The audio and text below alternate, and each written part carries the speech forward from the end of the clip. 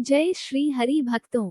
तो आज हम आपको सुनाने जा रहे हैं चैत्र शुक्ल पक्ष की कामदा एकादशी व्रत कथा, जो न केवल अद्भुत है बल्कि पापों से मुक्ति दिलाने वाली भी है। आइए श्रद्धा और आस्था से भरकर इस पावन कथा को सुने। धर्मराज युधिष्ठिर ने श्री कृष्ण भगवान से निवेदन करते हुए कहा, हे भगवान, मैं आपको कोटि कोटि नमस्कार करता हूँ।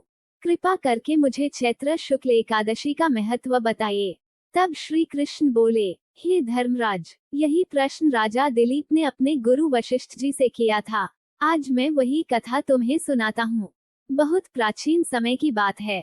भोगीपुर नामक एक दिव्य नगर था, जहाँ पुंडरीक नामक एक ऐश्वर्यशाली राजा राज्य करता था। उस नगर में अप्सराएं, किन्नर और गंधर्व वास करते थे। उन्हीं में ललित और ललिता नाम के एक गंधर्व युगल रहते थे, जो एक दूसरे से अत्यधिक प्रेम करते थे। एक दिन राजा की सभा में ललित गान कर रहा था, तभी उसे अपनी प्रिया ललिता की याद आ गई। उसका स्वर विचलित हो गया। सभा में उपस्थित कारकोट नामक नाग ने यह बात राजा को बता दी। राजा पुंडरीक क्रोधित हो उठा और बोला, तू सभा में अपनी स्त्री का स्मरण करता है। जा, अब तू राक्षस बनकर अपने कर्मों का फल भोग। श्राप मिलते ही ललित का स्वरूप विकराल हो गया। वह एक भयंकर राक्षस बन गया। उसका शरीर 8 योजन बड़ा, नेत्र सूर्य चंद्रमा के समान प्रज्वलित, मुख से अग्नि निकलने लगी। वह भयंकर दुखों में भटकने लगा। जब ललिता को अपने पति की ये दशा ज्ञात हुई, तो उसका हृदय फटने लगा। वह सब कुछ त्याग कर अपने पति के उद्धार के लिए निकल पड़ी। भटकते भटकते वह विंध्याचल पर्वत पहुंची, जहां श्रृंगी ऋषि का आश्रम था। वहां जाकर वह रोती हुई बोली, हे मुनिव, मेरे पति राजा के श्राप से राक्षस बन गए हैं। कृपया कोई उपाय बताइए जिससे मैं उन्हें मुक्ति दिला सकूं। ऋषि श्रृंगी बोले, हे सुभगे, कुछ ही दिनों में चैत्र शुक्ल पक्ष की कामदा एकादशी आ रही है। इस दिन का व्रत करने से बड़े पाप भी नष्ट हो जाते हैं।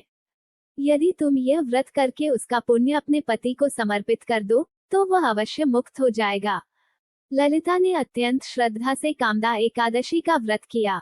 द्वादशी के दिन ब्राह्मणों के समक्ष प्रार्थना की, हे प्रभु, मैंने जो व्रत किया है, उसका पुण्य मेरे पति को मिले, जिससे वह इस पीड़ा से मुक्त हो जाए। उसके व्रत का फल तुरंत फलित हुआ। उसका पति राक्षस योनि से मुक्त होकर पूर्ववत दिव्य स्वरूप में लौट आया। दोनों पुनः एक दूसरे से मिले और स्वर्गलोक को प्रस्थान कर गए। हे धर्मराज, ये कामदा एकादशी अत्यंत पुण्यदायिनी है।